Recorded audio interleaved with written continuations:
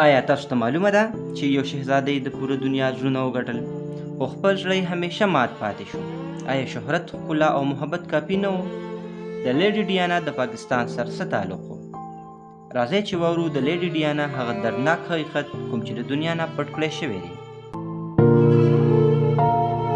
دنیا به دې ته پرنسس اف هارټس یعنی د زړونو شهزادي ویله، خو د هغه زړونو د شهزادۍ کیسه په یو ښکلي محل کې د یو هپه روح نه شروع کیږي. ډیانا د جولای په لومبنۍ نیټه کال 1961 کې د انګلند په شاهي ریاست سنډرنګم کې پیدا شوه.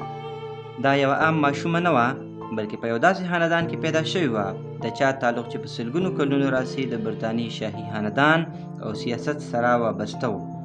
د ډیانا پلار ایډورډ جان سپنسر نه هم ارل اف سپنسر و چې د برطانیې په شاهي خاندان کې خاص مقام لري، او مور فرانسس هم یو مالداره او بااثره ښځه وه.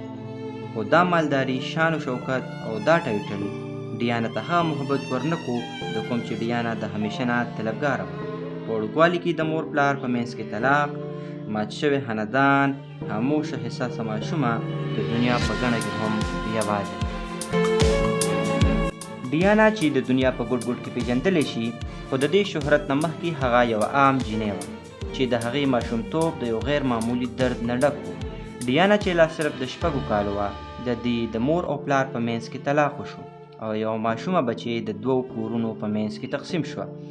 ډیانا د پلار او د مېرنۍ مور سره اوسېده، خو اکثر به خاموشه وه او د مور کمی به یې همیشه په خپل زړه کې پټوه.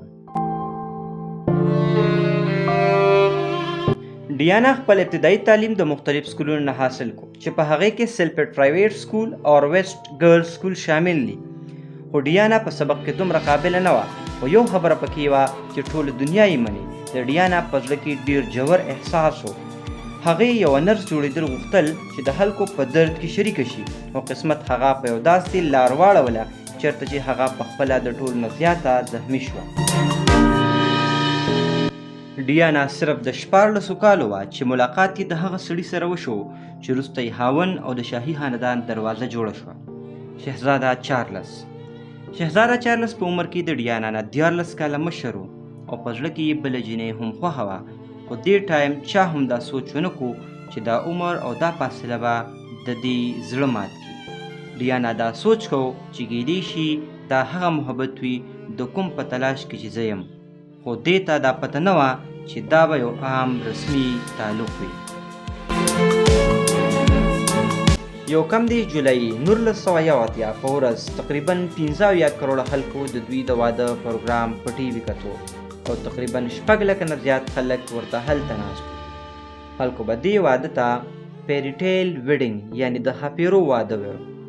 د ناوې جوړه تقریبا د 10,000 مرغلرو نه جوړه شوې وه او د دې جامو قیمت هغه وخت 9,000 پاونډو.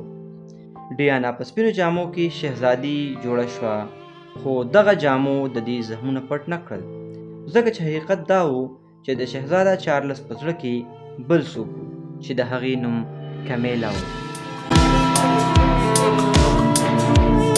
عمر تېرېدو، خو د خوبونو هغه محل په مزه مزه یو ورانه قیدخانه جوړه شوه.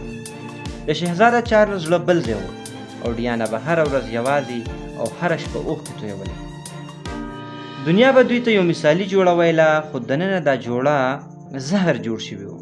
د کامیلا وجود به هر وخت د ډیانا په زړه کې لکه د ازغي و.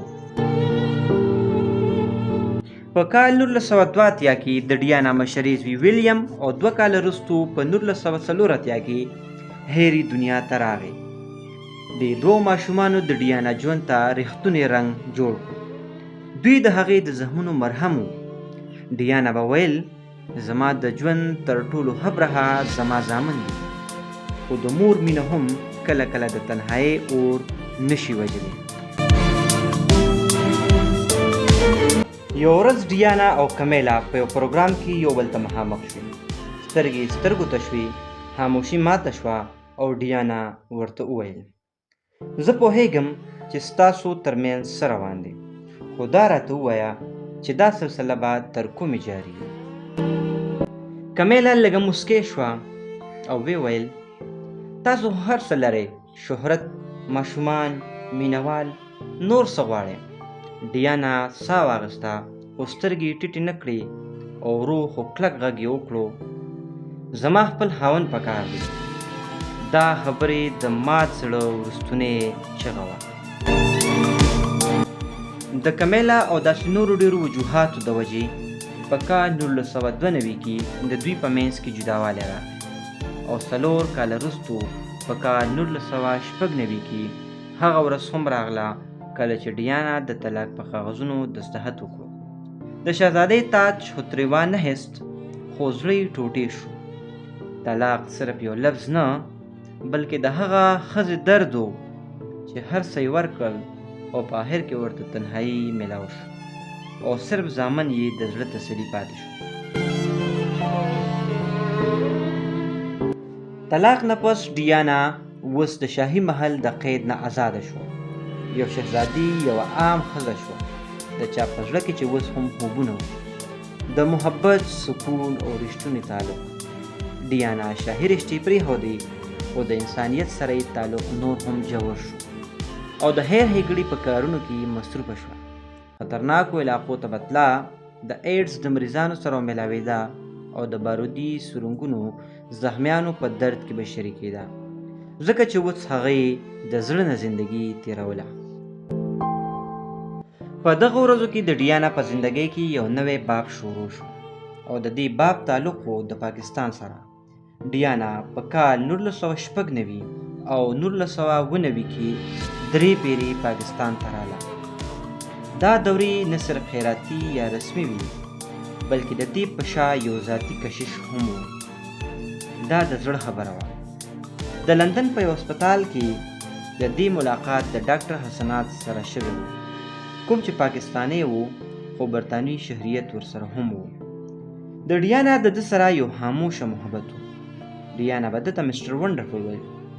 ډیانا به ویل زه د ده سره خپل ځان محفوظ محسوسوم. زه د ده مخې ته یو عام انسان یم بغیر د شهرت او بغیر د تاجه. دا محبت ډېر ساده و، د څه تصویر، د څه اعلان یا د څه مشهورتیا نه پاک. خو محبت اگر چې رښتونی و خو همیشه به محبت د دې ملګرتیا نه کوله. ډیانا او حسنات خپل محبت همیشه د دنیا نه پټ ساتلی و خو د میډیا، شاهي خاندان او 2 مختلف دنیا فاصلو آخر کې په دغه محبت هم پرده واچوله. ډیانا پاکستان ته بار بار راله، نه د څه تخت دپاره نه د سیاست دپاره بلکې د هغه زړه په تلاش کې چې کوم شاید صرف په دغه یو انسان کې دې ته رښتونی ښکارېدو. 21 اګست 1999 هغه شپه د پیرس د رڼاګانو سړکونه چې د میډیا ګاډي دوی پسې وو. ډیانا د خپل دوست ډوډي الفاید سره وه. دوی دواړه د یو عام زندګۍ تېرولو په کوشش کې وو خو میډیا به دوی عام زندګۍ ته نه پرېښی. رپورټران، فوټوګرافران او کیمرې به هر ځای دوی پسې وي. ډیانا ډېرې پیرې ویلي وو چې دا کیمرې به ما وجني او په دغه شپه دا خبره رښتیا ثابت شوه. د میډیا د ګاډو نه ځان بچ کولو دپاره ډرایور ګاډی تیز کړو او د پیرس پونډ د الماس سورنګ کې دغه تیز رفتاره ګاډی د دیوال سره ټکراو شو او په لږ ساعت کې د دنیا د ټولو نه زیات خوښونکې شهزادي همیشه دپاره خاموشه شوه. ډیانا صرف د 24 کالو وه، نه تاج په سر او نه په یو محل کې بلکې د یو عام هسپتال په یو عامه بستره خپلې هیلې سلګۍ وهلې. پوره دنیا په غم کې ډوبه شوه. خلک سړکونو ته راووتل، شمې بلې شوې او د لندن بیکینګم پیلس په کلونو بعد خاموشۍ سره سره شرمېدلی ښکارېدو. خو خلک سوال کوي آیا دا یو حادثه وه یا یو خاموشه منصوبه بندي؟ آیا ډیانا ته د ډېر څه پته وه یا هغه یې په شاهي اصولو ماتولو حد کړی و؟ حقیقت کیدی شي همیشه دپاره پټ پاتې شي. خو یوه خبره وشوه او هغه دا چې لیډي ډیانا د دنیا نه لاړه خو د هغې درد، انسانیت او محبت نن هم د دنیا په زړونو کې ژوندی. هغه شهزادي چې کله هو په تخت کې نه ناسته خو ورته د زړونو ملکه وویل شوه او شاید دا خبره د هغې د ټولو نه غټه ګټه.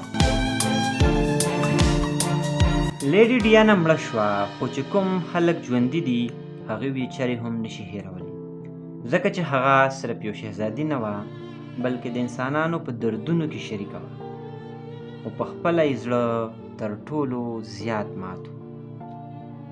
نو دا و د لیډي ډیانا هغه حقیقت چې ما ستاسو ته غوږ وکړو. که خوښ شوي مو وي نو ویډیو د سره لایک کړئ.